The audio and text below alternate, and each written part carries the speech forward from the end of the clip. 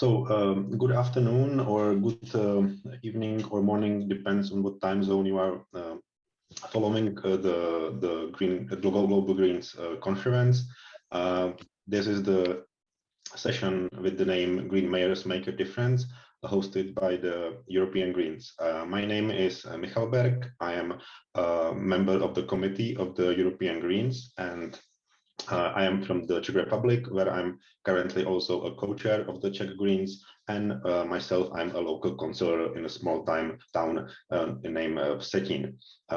Across the world, thousands of Greens are being elected to local councils, and in this panel, we will hear from European Greens and from European Green mayors and deputy mayor about what they did to improve people's life and environment in their office. Only in Europe, we have more than 15,000 elected green officials, local councillors, but of course it's difficult to compare because the municipal systems across the countries are different, and the number of municipalities you have in each country is very different, but there are thousands of people working under the green umbrella to improve the people's life. Local level is the place where the Greens are obviously the closest to the people. There's also the place when the Greens get their first political experience as elected officials, like in running for office, planning the campaign, and delivering when in office.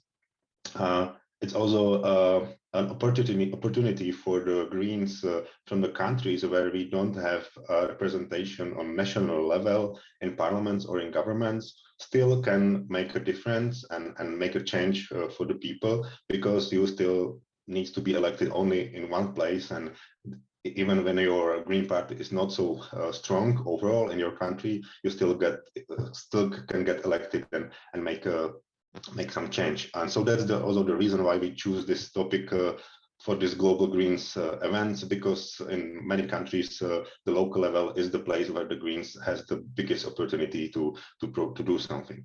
Of course, the highest position of local municipal councillors is the mayor and deputy mayor, and then I'm happy that we have two mayors and one deputy mayor who accepted our invitation. It's interesting that three places when we have our guest today are connected to the to the European Greens events. In Tampere in Finland, we had a European Green Council in 2020. It was the last live council. Until then, we had only the online events. So let's hope we will have a chance to meet in person soon. And the year before, we had a European Greens Council in Antwerp. And in Brussels, which is the third place we have a guest from, is basically the seat for the European Greens. So it's the place where the European Greens are situated all the time. So let me introduce, we have three guests.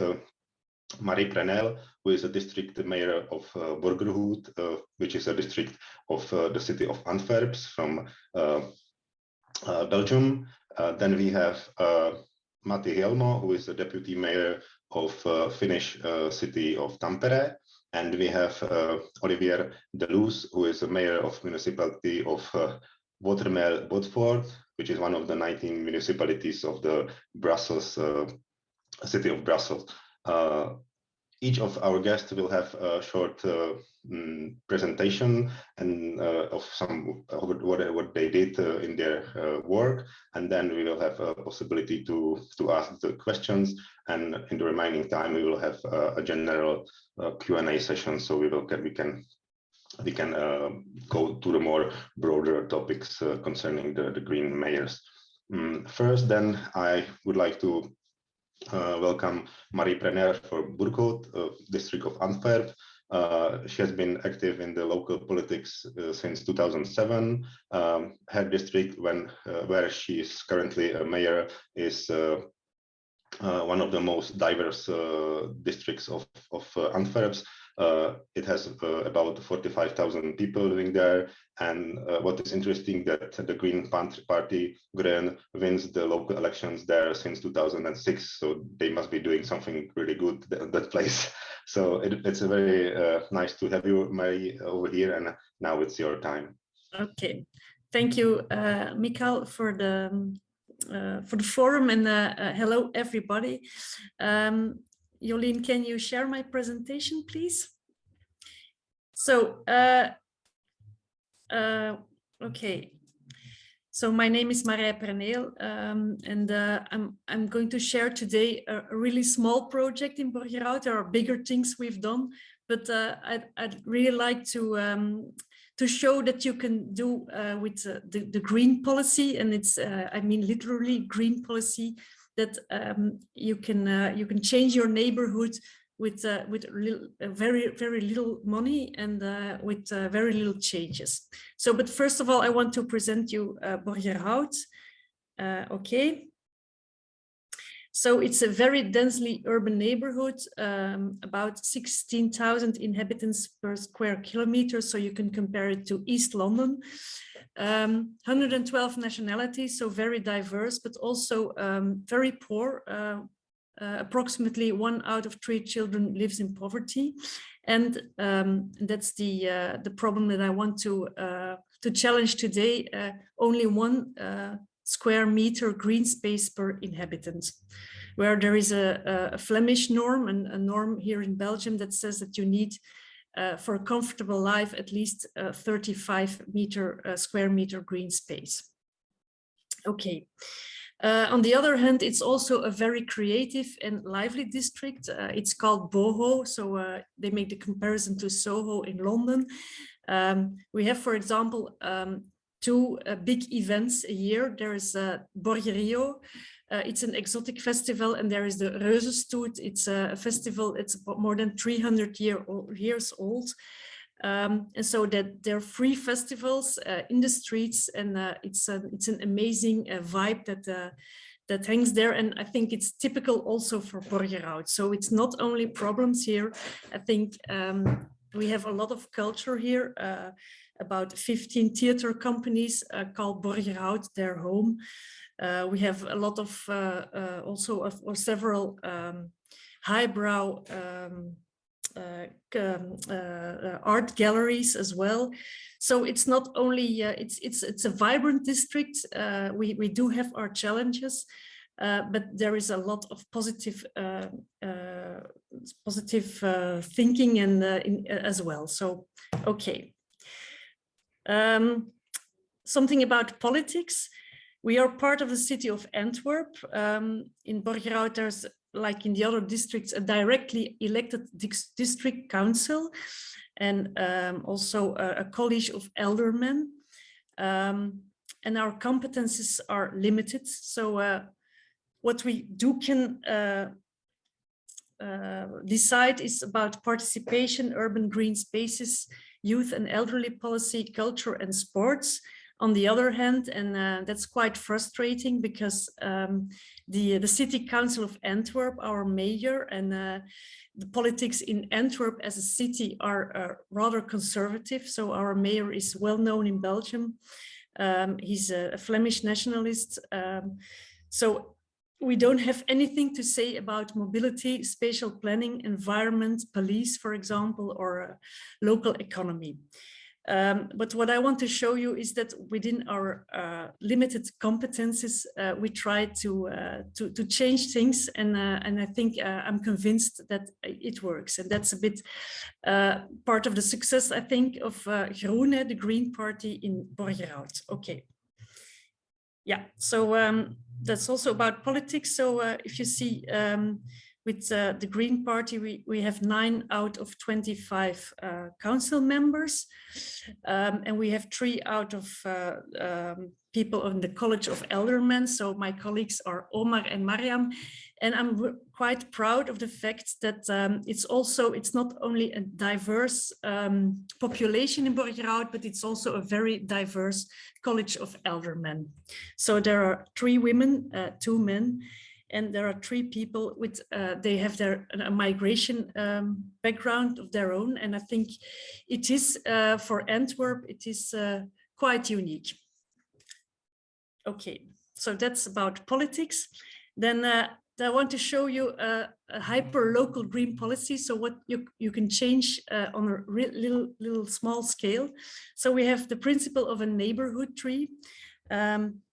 instead of a tree grid, people can adopt a tree in their street, and then we attach a ribbon on it, and then they're free to put some plants on the tree drip line. And so every square meter is a new square meter of green, and it really changes the view in the streets.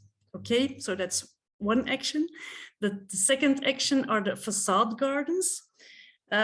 First step was that you don't need any permits because before about 5 years ago, you need a permit to install a facade garden. So it was not simple to ask it for. You need some administration. Step 2 are campaigns. So you could get free plants, and if you bring your tile, if you give your tile, then you get a plant instead. Step 3, about 3 years ago, I think, when building a new footpath, people had the opportunity to ask some open space before their own house. So they get a letter, they could ask us, from, please make some space before my house, let some space, some open space, and then they get the plant for free. And then the next step, about 2 years ago, we did the inverse, and now when we're building a new footpath, automatically we make some space before each house. And so we do the inverse. People, after the building project, people get the opportunity, if they really don't want a facade garden, they ask us for a tile, and then we put two or three tiles back. But they're not attached. So when there's a new tenant or a new owner in the house, he or she could easily take the tiles away and put a plant in it. And so you see the result on the next slide. So that was our first street, the Kroonstraat, where we automatically give everybody, every house, space before their house, so to make a facade garden. And even when it's only weeds, I think it's more green and it's better than it was before with a gray footpath. Okay, next step are the green garlands. So you have the facade gardens, but then you have the green garlands. And I think I don't know, but it was the results of a contest that we had in Borgerhout, I think in 2012. We asked people how we could greener the streets, and then there was an architect, and he had this idea. And so we started in one street, in the street of the architect. Then about 5 years ago, every street could ask it. So we do have the district Borgerhout does the installation. We give also the free plans. It's only till 3 meters that the inhabitant is responsible. But then for the rest, it's us who are doing, who are caring for the plans. And now also, when we're building a new footpath or a new street, people got the opportunity to ask for a green garland in their street, and the only thing that is needed is the consent of both house owners.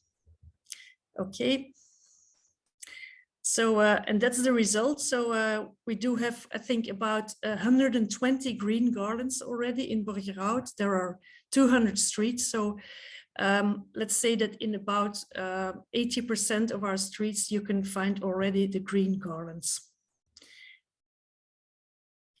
And then with all that microgreen in Borgerhout, we need rainwater. That was a problem that people says yes, but it costs me a lot if I have to use tap water. Also to give water to the tree drip lines. And then we had our rain barrels project, and it's quite recent. So there are rain barrels in the streets installed. it's very easy to do so, but it's only for collective use. So it's not for people. People can't use the water, or you can't install a rain barrel in your own garden. It's only to use in the street. Okay, and then we're inspired by Operatie Steenbreek. It's a campaign in the Netherlands, and so if you give one plant, one tile, then you can change it for one plant. And I think it's a magic idea because it works, and it brings people together in one street, so they can unharden their surface as well in a very easy way. And now we have, since 2021, 2 growing days, we call it. It's one in April, one in October. Then we stimulate all streets to unharden the surface, and then we give free plans and we give advice about unhardening their own streets, and that's the result you can see on the right. Okay, so what are the challenges? I think it's on a very small scale.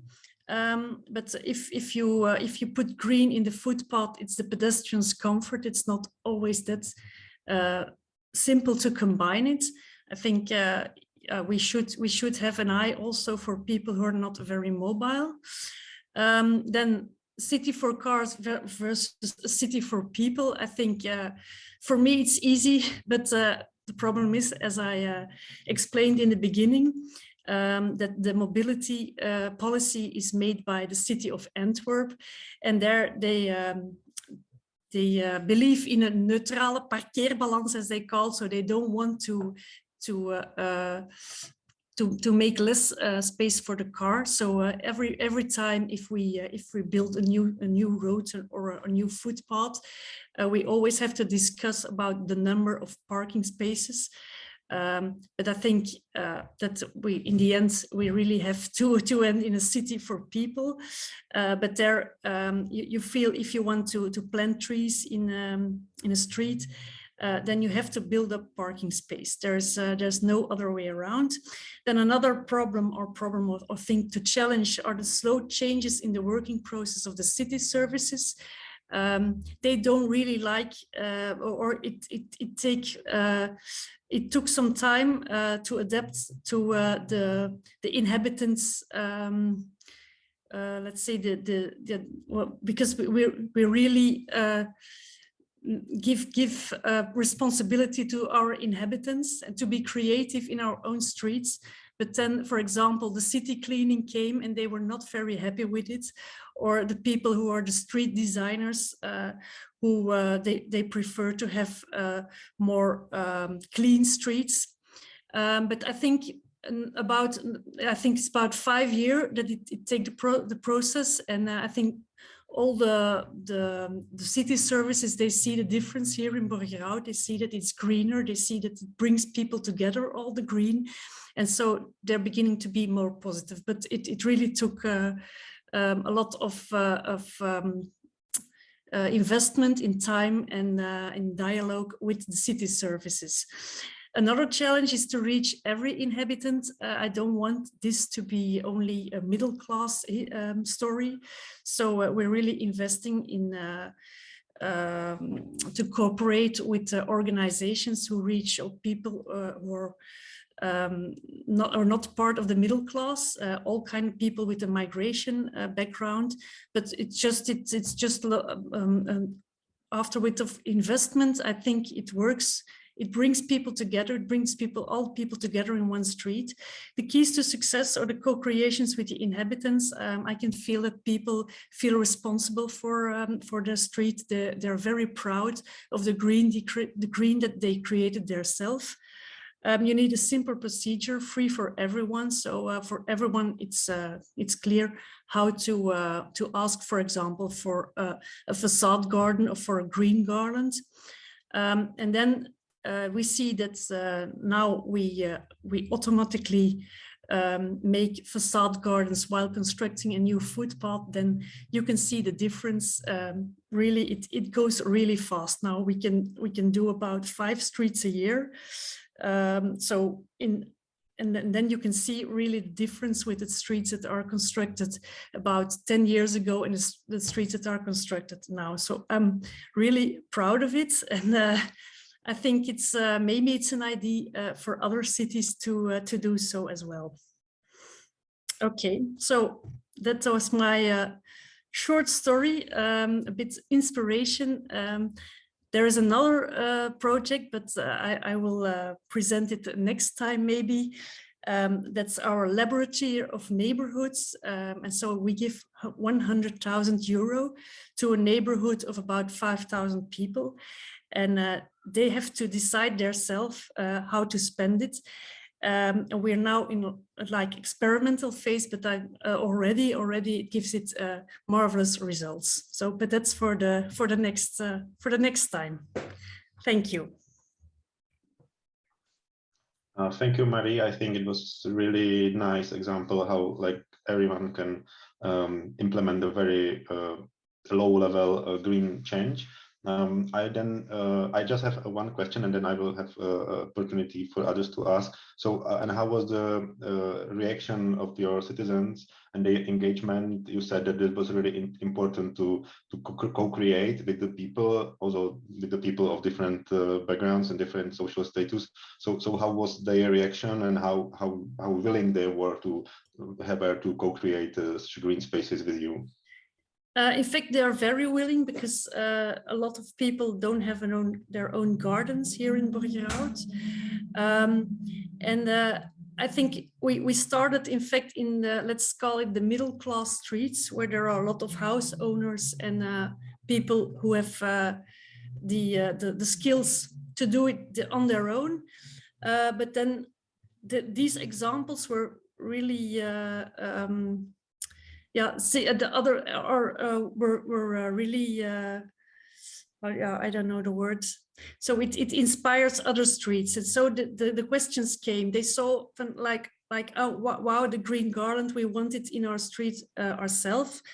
And so then and I think the fact that it's all for free, though it's not very it's not for us for a district or for a city.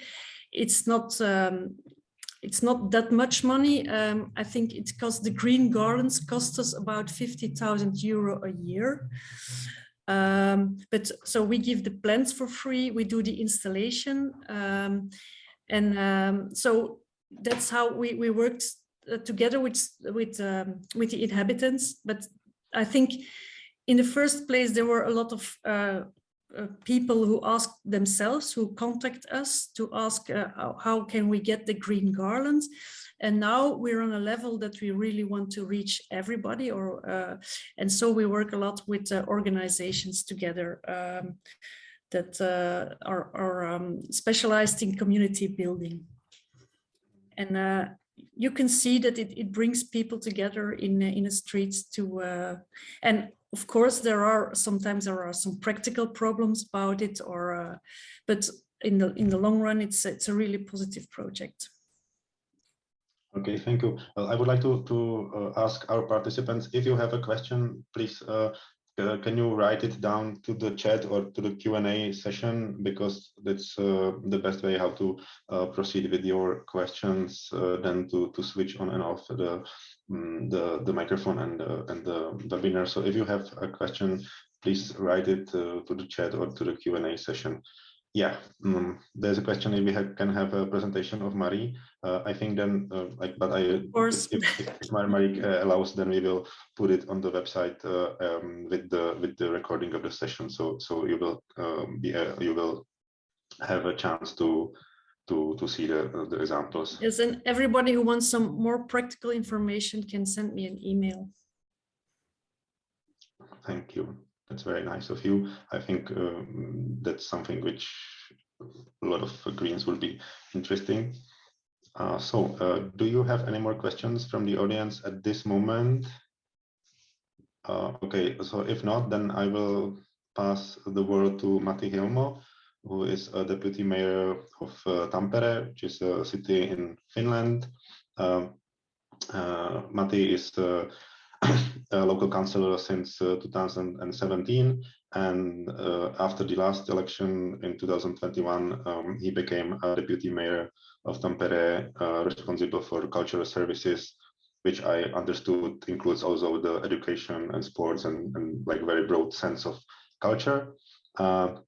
I recall that Tampere was very nice to visit, not only because of the very nice sauna event we had in the lake before the European Council, but also because there was a lot of examples of green policies already implemented in the city.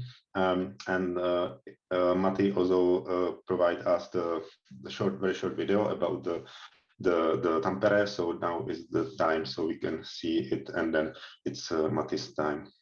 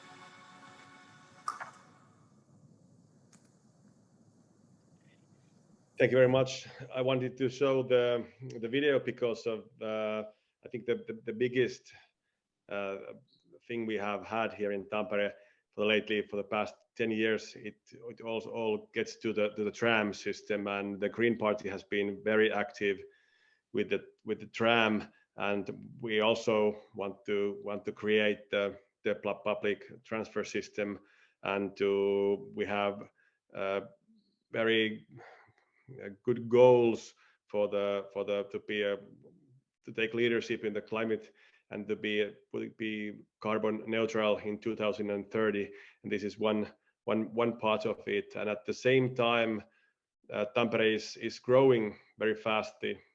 Actually, it's the most fast growing city in Finland. There are like 3,500 people moving to the city, so we are growing very fast, and the tramway will help, and we will get a new intelligent neighborhood as it was there in the video, the CO negative neighborhood, this new Hiedanranta, which is called. So it's impossible to talk about Tampere without mentioning the new tram system. Now we have had it like half a year, and even though the COVID-19 situation hasn't been the very kind to the public transfer, the city of Tampere, the people, they have really liked like the tram, and there are lots of people using it. And at the same time, we want to improve the circumstances of walking and cycling and all that to make the city to feel like people feel it like home.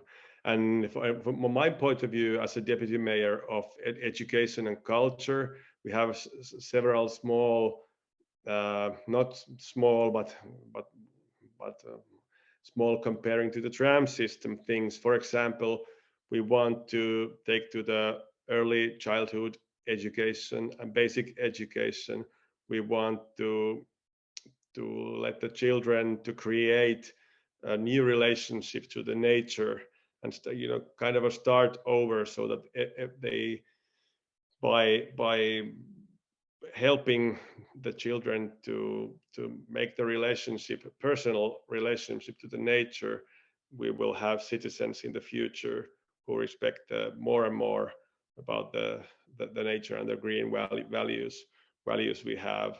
And also with the cultural things, we have several sort of operations going on that will affect people's minds, so that the green values come through. Also in the sports section, we want to encourage the sports clubs to create carbon neutral events and games. And for example, the Finnish national game, Finnish baseball, there's a local team who wants to be carbon neutral, so that everything goes.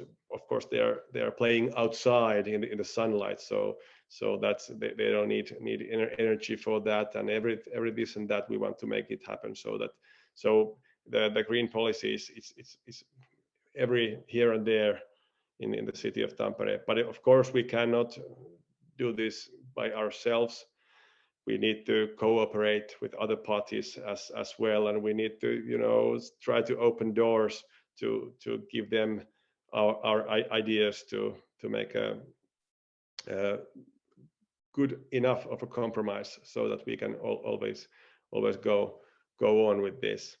But the thing that I was really the main slides show I'm going to show you, it's about the thing that we want to be carbon neutral in 2030. So it's only like 8 years from here. I want to show how does it look like, and what are the implements, what we need to do.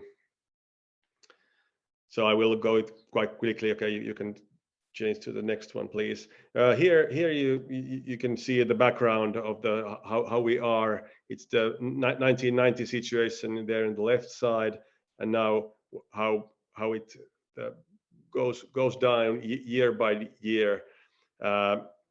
But there's still more that we have to do, because it's only 8 years from here. Okay, please, next. Here is the new mayoral program and the city strategy that we have just updated. And the elections, as it was told, they were less than a year ago. And in the mayoral program, we are committed to achieve carbon neutrality by 2030. And we need to make the roadmap, and it's also already done. Okay, thanks, please, next one. And what does it mean? The goal, what does it mean to be that Tampere will be carbon neutrality? It goes like this, and you can see from the right side which part of the pollution we need to cut. So it has to look like this, and we have, if you see we are going to the right direction, but as you see, we really have to keep going, and tram system is one of them, but we still need with the energy level we need to improve. Okay, next one. So how do we get there? Okay, and next one. Here's the roadmap that we are going to, and they are not supposed to be empty. those things there, I don't know, when I when I have sent it, so that there is a, I don't know if you see anything under the now it came to me as well. Okay, let's see here you can see about the roadmap. A little more than a year ago, we made the decision to follow the roadmap, and in March 2021, a website, Climate Watch, launched to monitor how we are getting. Okay, next one. Here's a little details about the roadmap. I'm not going to get into these now. I can send this to you if you're interested for the details. We can also pass this one and the next slide as well. We can pass this. Yeah. Now here we need to evaluating all the things that we do. And so then about the implementation, what should we do? As I told you, okay, we can skip this one also. Thank you. And this is the city strategy that is the main goal is to be carbon neutral in 2030. So this climate budget is a big part of it. All the projects, and every time when we do this and that, if we, for example, build a new neighborhood, we are always calculating from every building what are the consequences comparing to the roadmap. Okay, next one. Oh, this is just about how do we get there, so that in every year we have to look where we are and what we need to improve. And then in the next slide we see about the Tampere Climate Watch, and it's the, as it said there, Tampere's Climate Watch compiles the city's climate measures into an easy-to-use service. The purpose of Climate Watch is to provide an up-to-date picture of the measures and to help assess their impact for the goals. Okay, next one. So here are just projects we are having, and as you see, European Union is one of the, and Business Tampere, and lots of cooperatives. Okay, next one. Then for the citizens, we have a Climate Hero campaign in a mobile adventure game about climate change and timeout dialogue tools. And then we have climate partnership for companies in Tampere region to encourage climate actions, and also collaboration with local schools and the university to boost research. In university, it's combined university now. It's a very important cooperating place for us. Okay, and then next one about the citizen engagement. This Tampere Finland application with mobility CO calculator, and we want to let the citizens to have a kind of a game, so that they can put there and calculate how does the thing that they do, how do they affect to the CO thing. And then the regular monthly eco impact discussions events in English and in Finnish with this Climate Hero. It's Ilmastosankari in Finnish. And there's one example in the right side. Okay, then there are also next one, please. There are climate partners who are committed also to the goal of being carbon neutral by 2030, and to identify the key emissions from their operations and to plan the most effective measures to reduce emissions. to continuously develop the operations more responsibly and accordance with the principles of sustainable development. And there are already 89 climate partner companies and organizations with us. Okay, next slide. It's about we have the strategic partnership agreement with the universities, and we want to build operating culture and promote sustainable development with them. Okay, then the two last slides. It's about the climate objectives in the strategy of ours, the roadmap, and then of course the implementation itself. And in the last slide there are more information about the details of the thing that I was telling. So this is our goal to be the carbon neutral city in 2030. I know that there are in Finland there are even Turku, for example, their goal is in the year 2029, so a year before us. But now, because of the COVID situation, we need to, when we hopefully we get over it, so we can get back to the roadmap and really see where we are and how does the tram system affect because we definitely need less cars and more people taking the public transfer and also cycling and walking. Okay, this was it. So thank you from my. Thank you, Matti. We already have two questions for you. One is directly connected to the new tram line. Does the city council recover anything financial from the increase of the property values from the properties next to the tram line?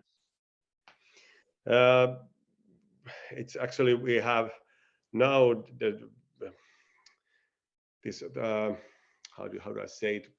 It's a politically, if you're asking about the buildings and the because the value of the land has grown very much now across and around the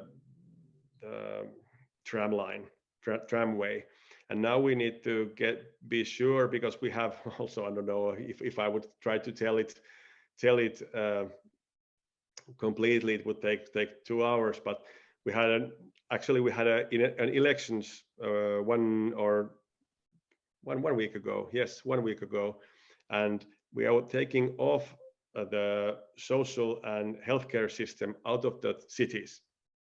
We are building bigger areas for that, and now in the future city, we will most of the thing happening in the future city in Finland is actually of the education and culture and sports. Everything else also almost is now put it to the region for the healthcare systems only. So around the tramway, because the value of the land, we need the tax money, and we need to keep going the growing city to get more tax money for improving the education system. Because in our Green Party, we really believe that by investing the education system, we will get more and more in the future, because we need to create new things, different things because otherwise the growing city will be to the next other direction. I don't know if I answered the question or not, but yeah. And the second question is if there are any accountability mechanisms for the partners, the climate partners you have, So like if they meet the target, or if they don't meet the targets, if there is a way to like punish them in terms of finance, or if it's like partners in terms of they are just trying to be as good as you are in the city, but they can have a different results at the end. There are both. There are things that we can reward them by if they get to the goals we want to reward, and I think it's a better thing. But of course, in and the companies as well, I think that I believe the atmosphere in Finland, that they want to be a part of this. They really want to be a part of it. They even want to to do it before 2030 because of the image of the companies and the cooperations. And for example, the energy, no, I'm losing the word, but we are owning also companies. For example, electricity company, also that it's owned by the city. So then we can really affect where the targets are there, and we have made investments there to make sure that we will get to the goal. Yeah, and there's another question, like which connects to the new districts being built, because the building construction emits a lot of greenhouse gases. So how the constructions take account into this climate carbon neutral roadmap, because the new constructions will emit a lot of emissions. Yes, but that is true. And now when we are building in the city center, we want to use as much as possible the old buildings if there are. But this new arena we have built, and we are having for example, the ice hockey world championships there in 3 months. It has been built above the railway, and there we need to accept that will have a negative effect for the goal. But the tram system goes by, all the infrastructure is already there, so we don't need to go to the new areas, to the forests or places like that. So we want to make it as it was in the video. We want to make it so that we grow along the tramway, so and not go spread all over the region. Mm-hmm. And the last question is that is from my question is like has these plans been affected by the COVID situation and by any significant measures?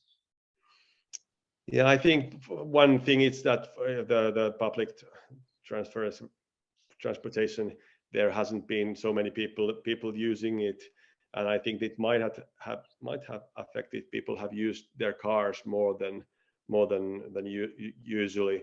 But for the airport, instead of that, we haven't had many flights and stuff like that. But I think there have been effects, but it's quite hard to now calculate all of them. But now after COVID, we will see all the positive things about the things that we have done.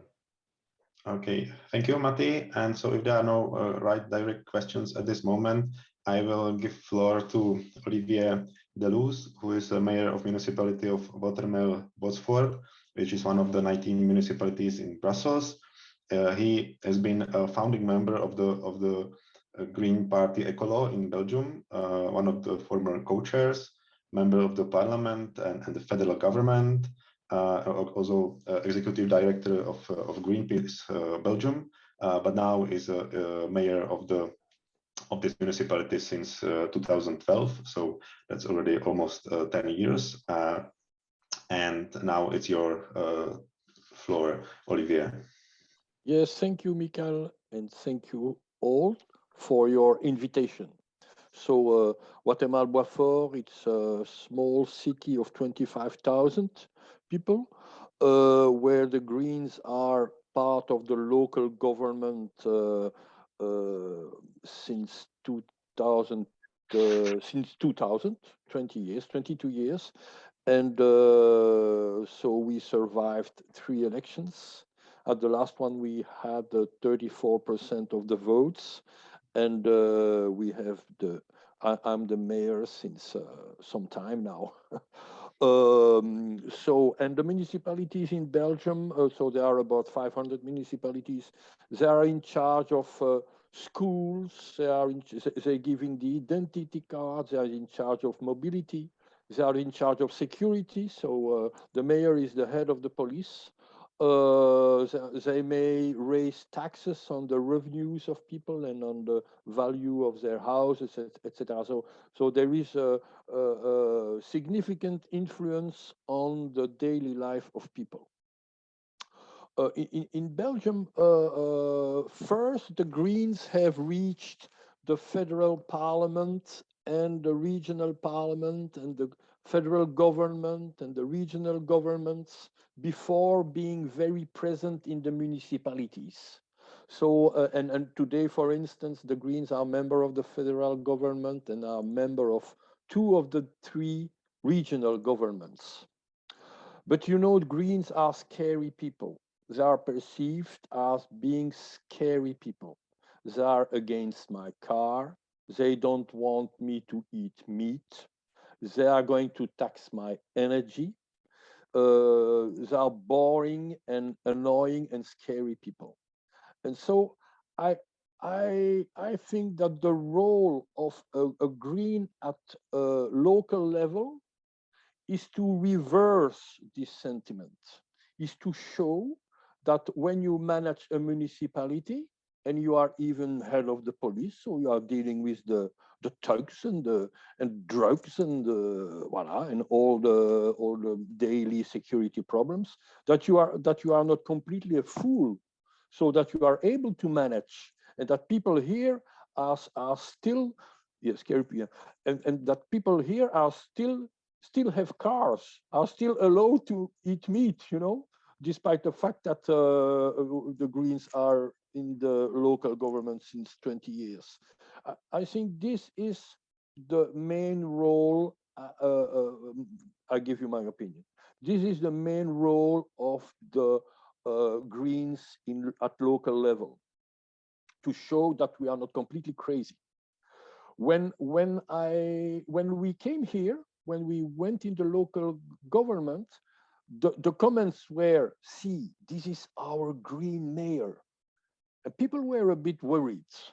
People were a bit worried about that. So the first role is to manage, like a dull, stupid, normal human being, to take care that the finances of the municipality are sound, to take care that security is fine, the schools are running, I get my identity card when I go to the house, or I get the permit for my house when I want to build a house, with some conditions, of course.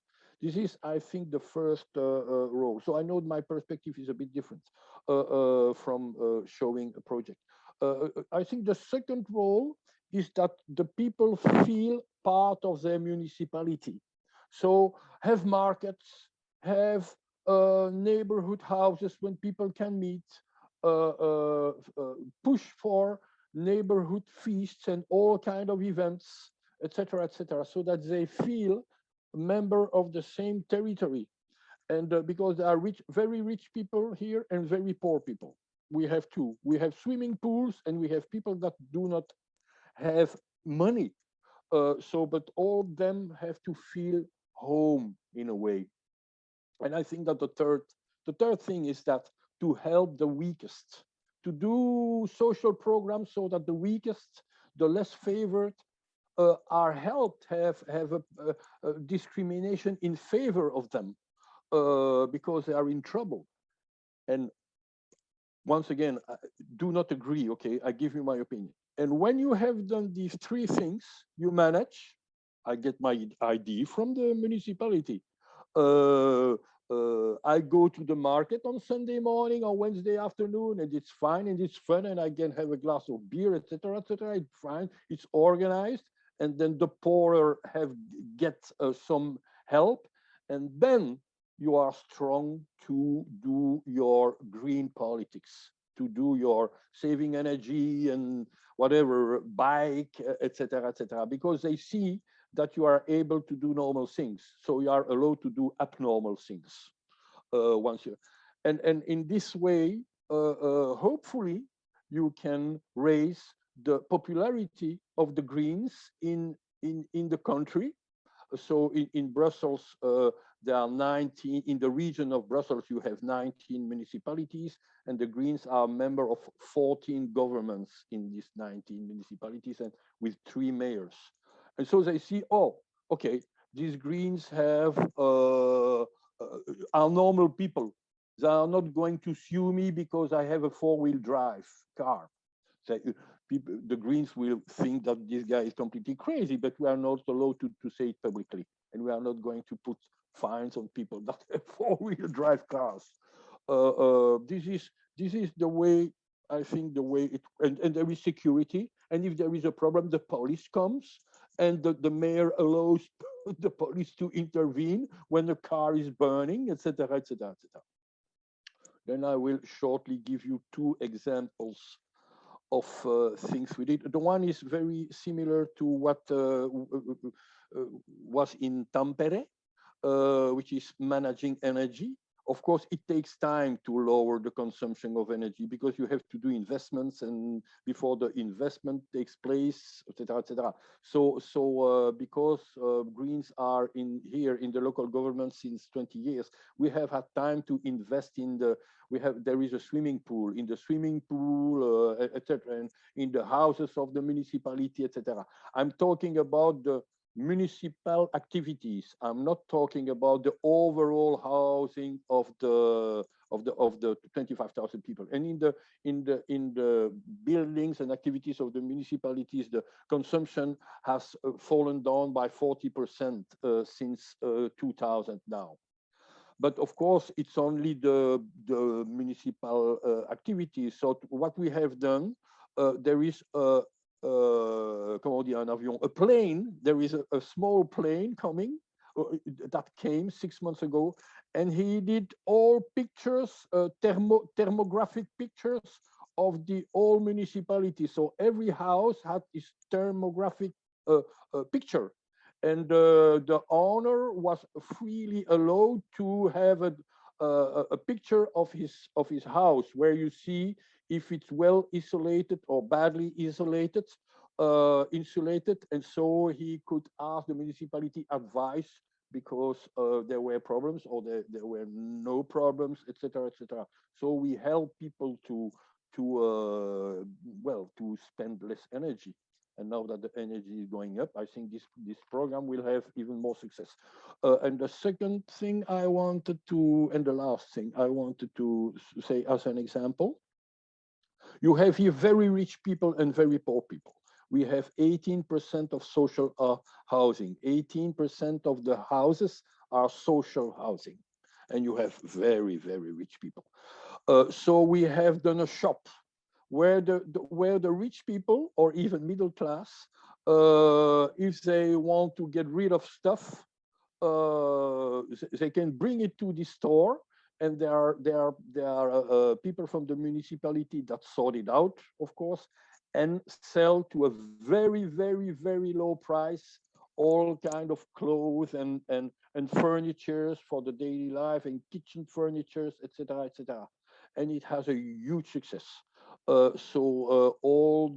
course, if you have a swimming pool, you do not go buy a €2 clothing. Okay, you go to in the city, but you spend your salary. But here, all the people from the social housing, and they come there, and they can get very, very, very cheap stuff for their daily life. So we try to improve, to strengthen the social cohesion in the municipality with the main message: you are rich, you are poor, you are left, you are right, you are Catholic, you don't believe in anything, etc. Everyone is home here. From the moment that you live here, it's your home. Voilà, that's it. Thank you, Olivier. It was very inspiring. I think, and when I was following the chat, that it resonated to a lot of people. The approach that we need to make the greens less scary. You have mentioned that at the very beginning, the people were whispering like, "Oh, this is our green mayor." What were the situations with the other coalition partners, because you are not governing by yourself? So were there any, let's say, things that they would like to put on you, like labeling you as a crazy green, or because sometimes it happens that other parties would like to use this labeling greens as crazy people. So was it this is a situation in your place? So and others were trying to use it for like discouraging people for voting you? Yes, of course. So we do the same with them. Okay, we are not angels. The crazy conservative whatever, etc., etc. But the way to fight it is to walk, is to be everywhere. As a mayor, you have to be in the street. You have to walk. You say, because it's a quite personalized function. The people know you. That's the one. So you just say hello and talk to people, and they will see how you are, who you are. And people, of course, many people will disagree, and many people will say this guy is crazy. But other people will say, no, it's normal. So I think it's the daily contact that is the best fight against gossips.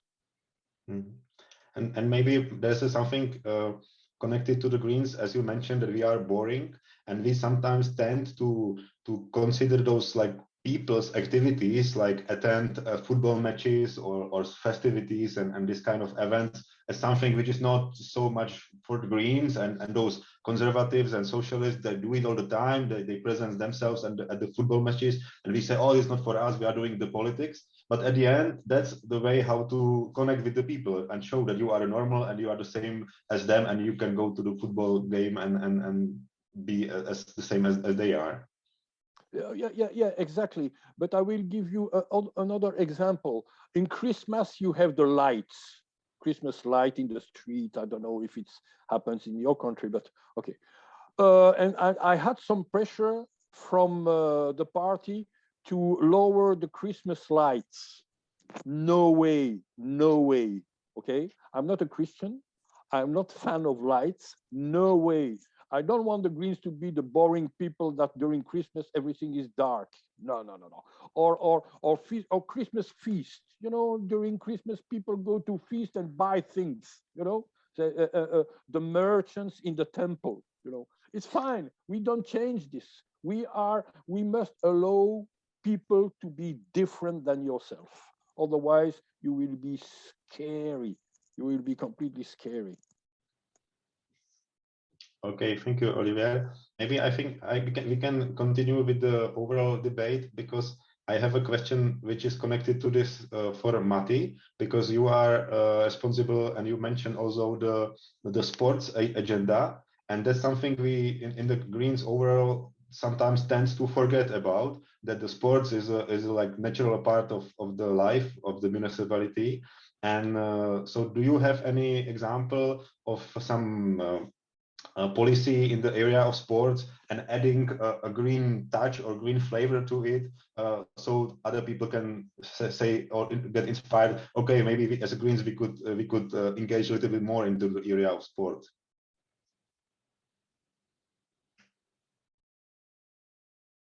Yeah, your microphone is not on.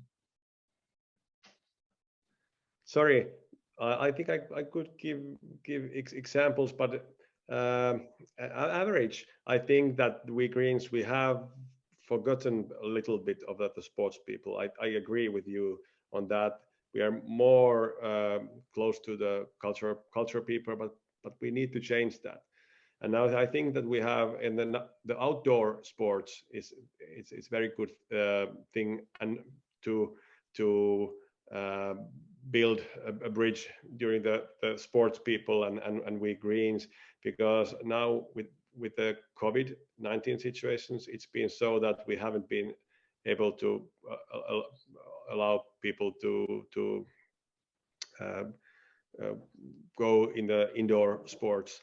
For example, cross-country skiing, we have lots of snow here now. We have 144 skating boards here, so the children can skate and they can play. And we need to be active by giving the information to the people. That, for example, myself as a green deputy mayor of taking charge of these, we want to make it so that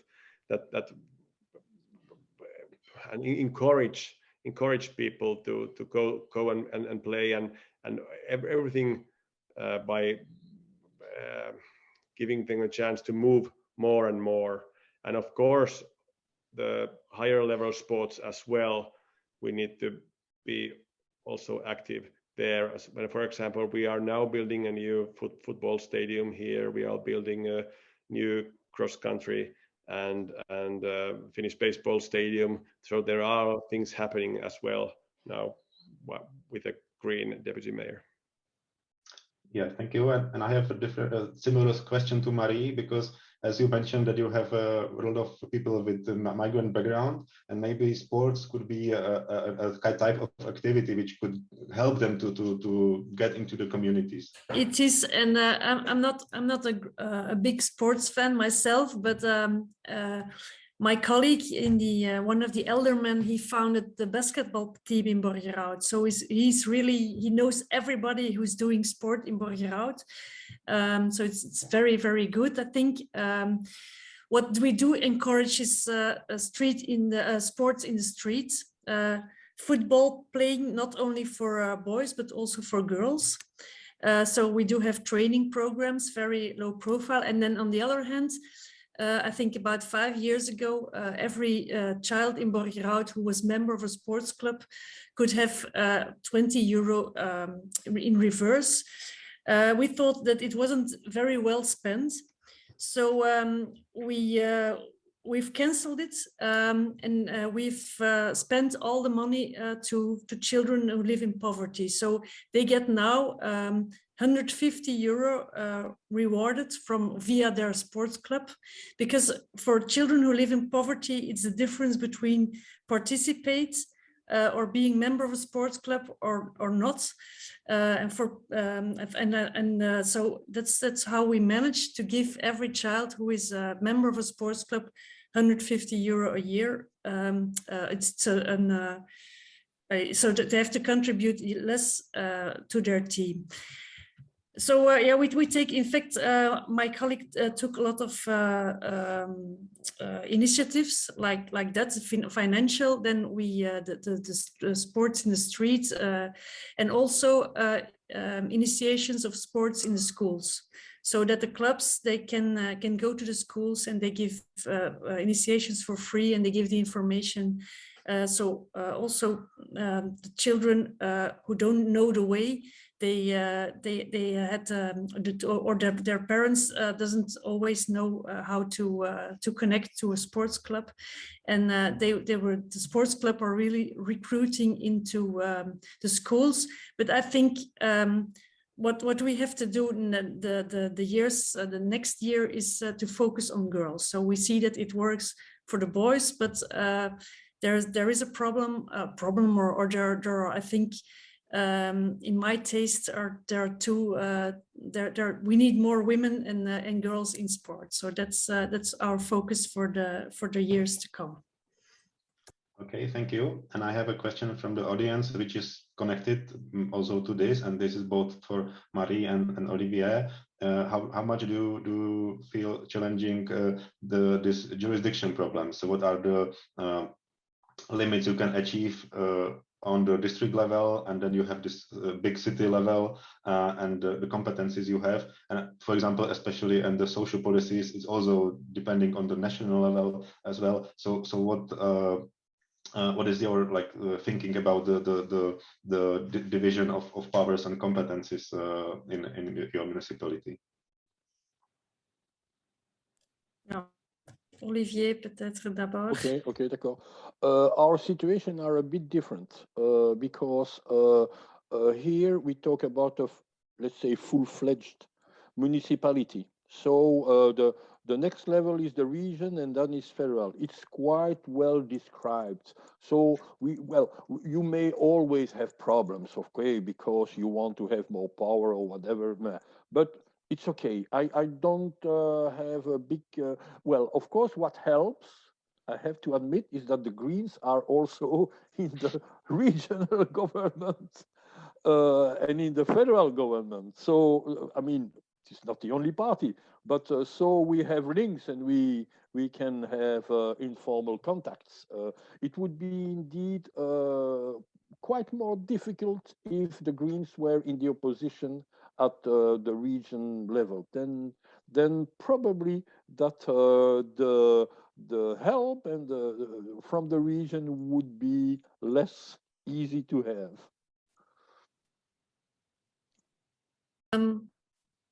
Yeah, I think Olivier is right, but I think like Olivier explained, you need to be a manager, and of course it is easy when there's somebody of the same party at another level, but it's not always. You don't really need it. I think I do have good contacts, for example, with the Liberal Minister of Mobility on Flanders, so on the regional level.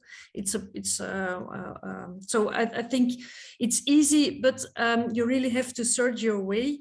And sometimes it's easy to be green because they don't, the bigger parties or the parties who are in power, for example, in the Flemish government, they don't see you as a threat. And so that's why they sometimes in small projects, they do help you. But of course, I dream of a city council with Greens in Antwerp, and a Flemish government with the Greens.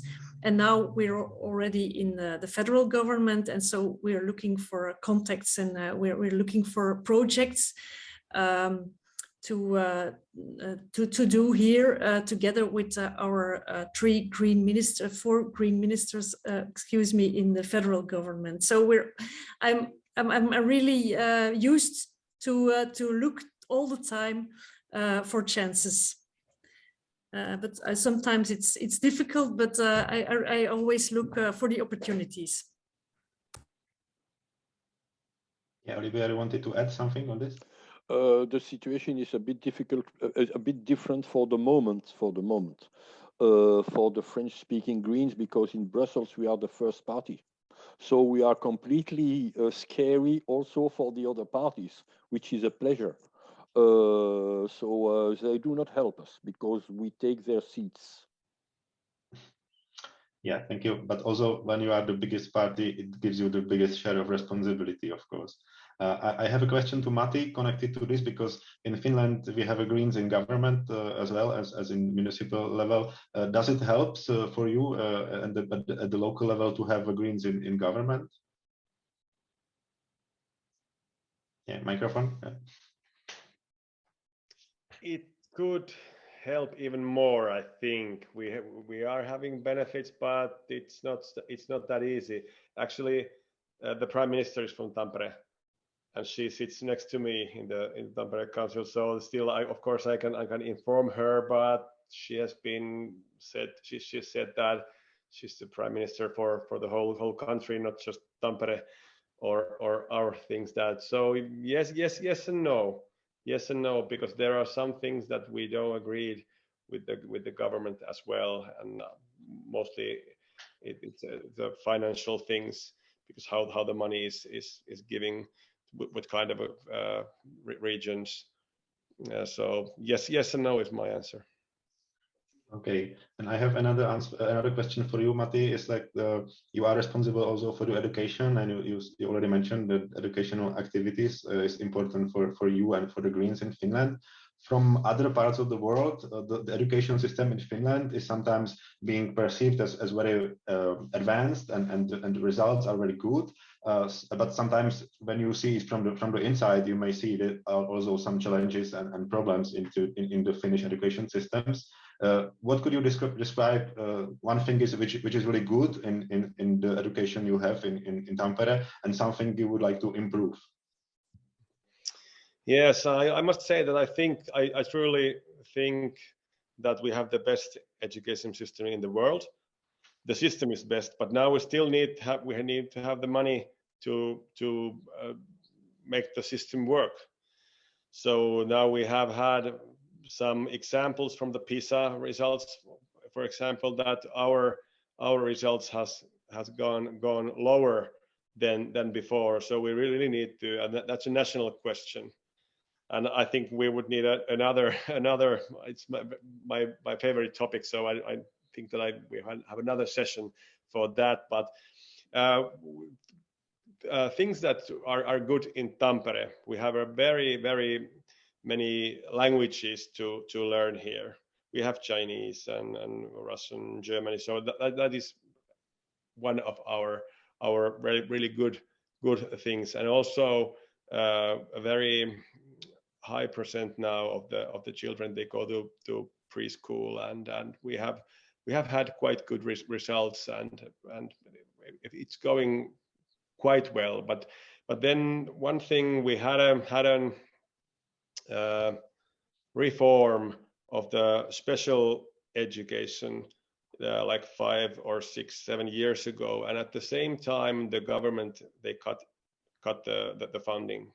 So it was a very not good place to make a reform, because then there are not so many laws in the education field. For example, if you go to the healthcare system, there is it's very strict what you need to do, and it's more flexible there in the education system. So the special education system, we need to improve that as well.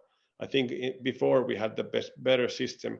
This system that we have now, it's because of those children who have a right to the special education. Now they are in the same classes with all the others. And now when it was supposed to be like that all the resources go with the children to the class, but now they only brought the children to the class, and they got rid of the special teacher. So this is one thing that we need to just put a few steps back. And that need money. This government, we were talking about the government now with the Greens on, we have now put more money to education, and which is really good. And there are some turning to the better, but we still need. And it's very stupid to say it's about the money, but it really is, because we need smaller groups, and we have to make it so that to become a teacher, it has been during the years in Finland, it's one of the top 3 things that all the best of the best students want to be a teacher, and we need to make that happen again, because the salaries are not so good in the Finnish teachers in Finland. So we need to have the respect them, and it's, as I said, this is a very large question and very important. Thank you. Now we have a very nice and interesting question to all 3 of you. What has called you to serve on the local municipal level rather than go to some higher level on the regional national level? I already said that Olivier has been already a member of the federal government, so that's a different situation. But maybe you can have a few words about your path in the politics, and what was on the very beginning of your decision to pursue for the mayor or local council. If we can start with Marie, maybe. Okay, So in 2006, I was asked because they were looking for another woman on the list, and so I thought it must be possible because it's not. It's only 2 times a month, and I could combine it just being member of the city council with my job. But then what I really like about the job is being in the streets and talk to people and doing some concrete things. And that's why I always stayed at this level, and I've never had the ambition to go higher. What I hear from people who did both of them, like Olivier, and so, for example, the elderman in Ghent, who is very well known in Belgium, Philippe Atté. He was first in the parliament, and afterwards he was responsible for the mobility in Ghent, and he said it's a hard work. So it's really hard working on a local level, but it is far more rewarding because you have the respect. Sometimes it's not always respect, but you have the direct contact with the people, and so that's what I like about it. Well, I don't have the ambition to go to the parliament. Because of the fact, yeah, it's very concrete. You can make the difference for people. So that's why I really want to encourage everybody to do politics on the local level. And so, Olivier, could you compare your experiences from the highest level of the politics and the municipality level? I have more time to play saxophone. And my politics is not my life. It's a part of my life. It's my job.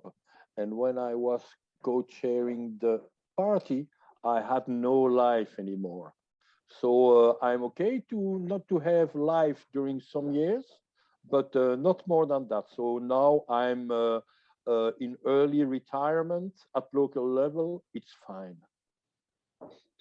Thank you. And Matti, your approach? I've been into politics only 5 years now, and I'm kind of in the starting point still, and I'm really enjoying my work. And as it was said before, there in the local level, there are lots of things that you can affect. So I'm really enjoying that now. But perhaps I'll be a candidate for the in the future. Okay, thank you. And in the question I was asked as well from Nick, so I just would like to give my perspective. I have only experience with the local level, and from my experiences, it's much more a task or a job as a manager because you just need to manage a lot of things from the very smallest to some big investments, but it's still every day you do different things. But if you are in the parliament or in the higher levels, you can focus on one topic, and you can focus on environment, and you just work on environment legislation, and there are other people who focus on different topics, and then you make a common decisions on things. But on the local level, you basically needs to become an expert on almost everything what's happening in the city, which is sometimes is not really the best way how we would like to spend your time.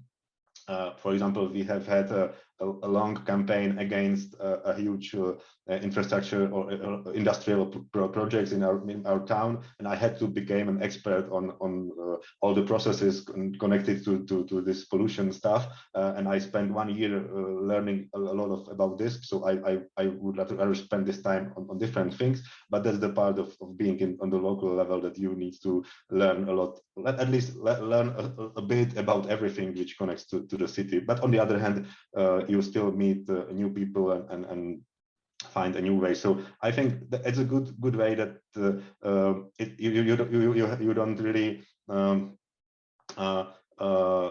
have this like you can see the results in very short term, even if it's in a few months, as Marie showed us the green projects, because once the greens plans are up, you can see the results in a few months. Or the big infrastructure or big transformative project, as Matti showed us, the climate neutrality plan, which takes quite a long time until it delivers the results, but it changed the city as a whole. So yeah, that's another way of having this experiences. I show what another questions we have.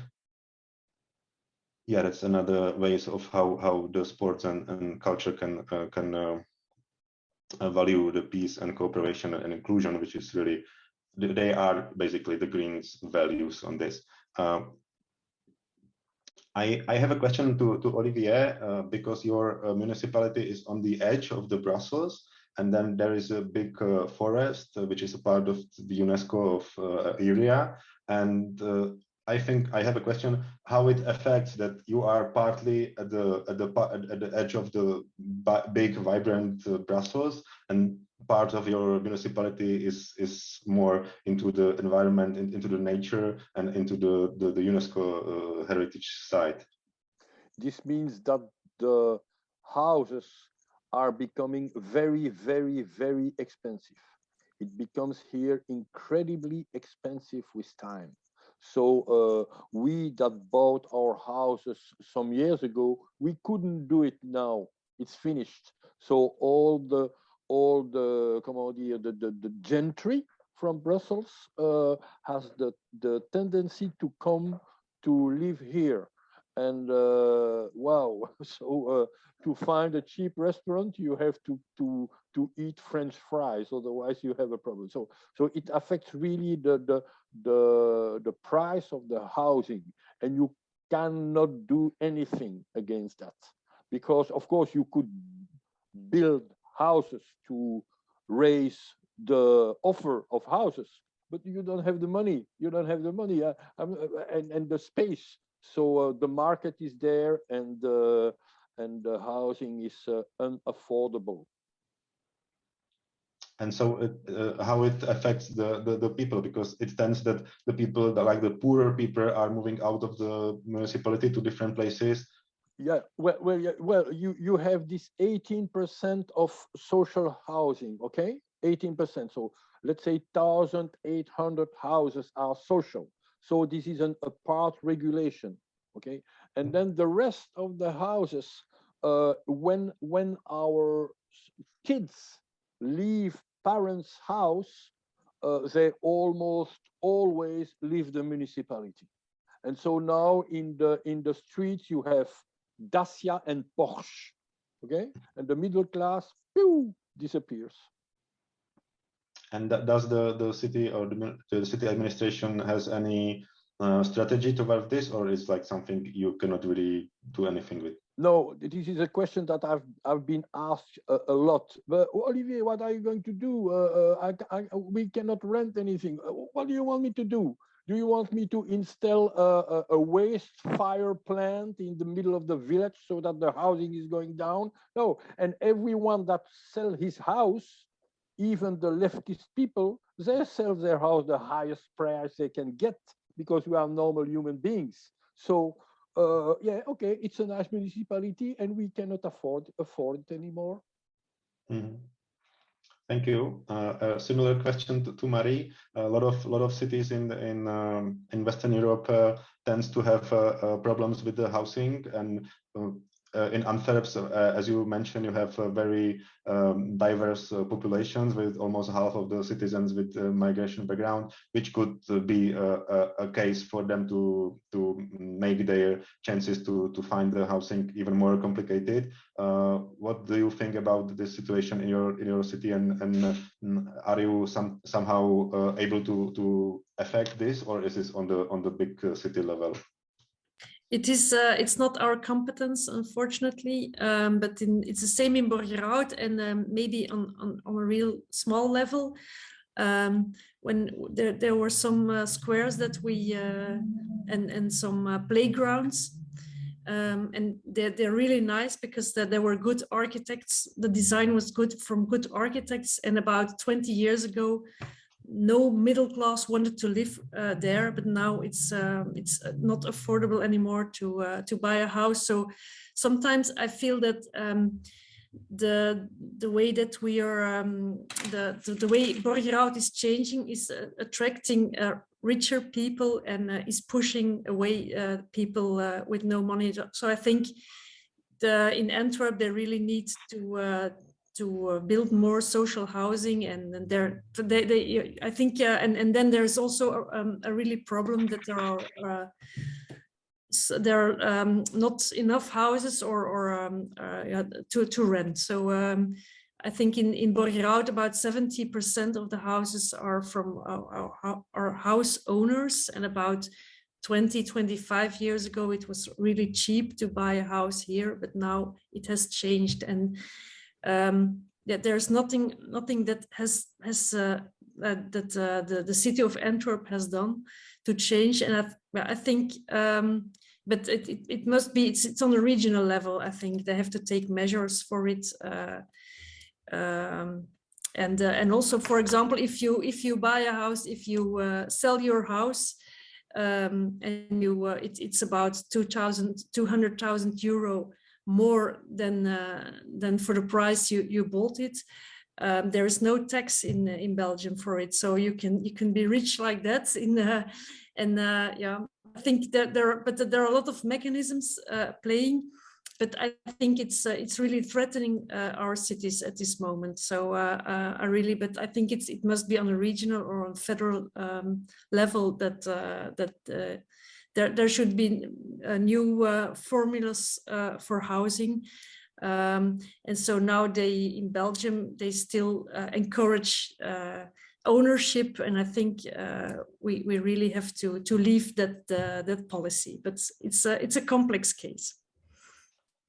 Thank you. And now a question for Matti. You said that there's a big plans for development along the new tram lines. Do you have also included the plans for the social housing or similar measures towards the expansions of these areas? Microphone.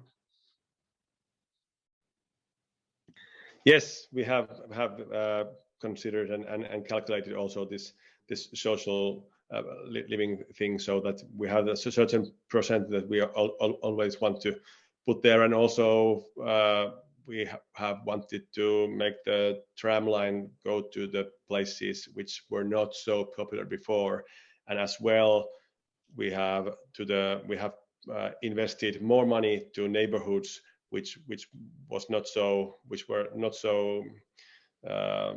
wantable to go beforehand. For example, Tesoma, it's a neighborhood in the western city. The people didn't want to move there, and it had a bad reputation. So we invested, we built a really new whole school for 1,000 students, and then we put there everything we had. So the modern great place, an ice hall, swimming hall, welfare kind of centrum, and also we invested more money to the teaching things. We put there's you can learn Spanish there more, and sports, and there are lots of things. So now people from all over the other parts of Tampere, they are moving to, they want to go there. So now and then next week do the same to Hervanta, and the tram line goes there. There we are building two new schools there, and next Peltolammi we have already decided the places we want to invest more to the places which are not so wantable. So we have really thought that through. Okay, thank you. So now I just give the last chance for the audience to ask these questions, and I have my very own question to all three of our guests. What do you like the most on being on your position, and what do you like the least on being in your function? So Olivier, could you start, please? what I like the most is to have the impression that I'm helping, but maybe I'm wrong. Huh? This is what I like the most.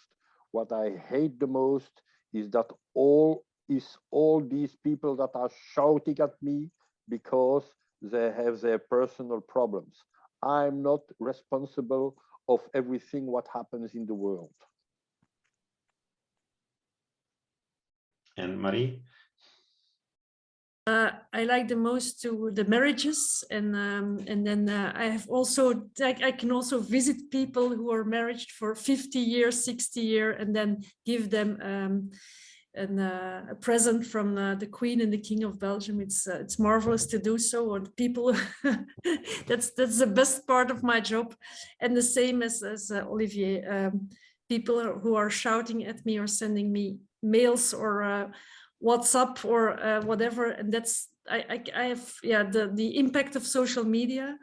I don't really follow everything, but my children do, and they don't like it. They are now about 20.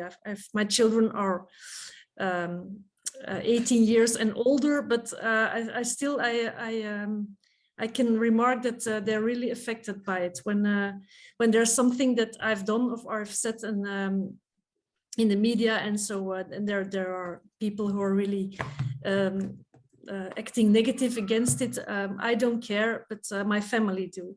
So I don't like the way people treat politicians in general, but it's not nice. That part of the job is can be really tough. Thank you. And Matti?